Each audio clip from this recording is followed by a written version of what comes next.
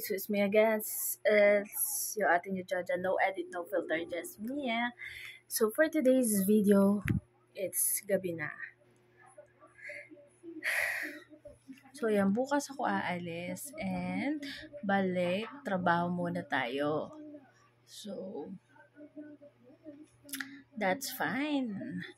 Step by step naman natin naabutin ang ating mga dreams. So, walang madali sa pag-abot ng mga pangarap. And lagi niyong iisipin na hindi yon madali. Mahirap ang lahat.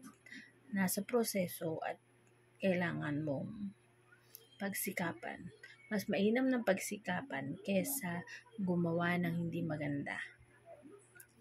Hindi isang overnight ang success. Kaya dapat kapag nandun ka na, pahalagahan mo. So, kaya ako ngayon mag-iipon muna. And let's see what will happen in God's will. Okay? Alright?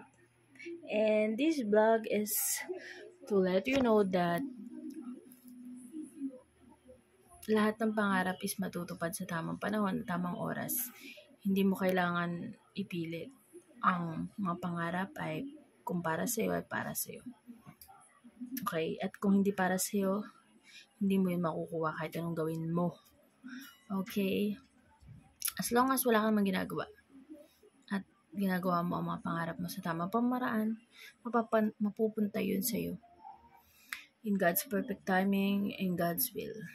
Basta kasama mo si God sa lahat ng ginagawa mo. Yun lang, payong kapatid. Dapat huwag kang susuko sa buhay.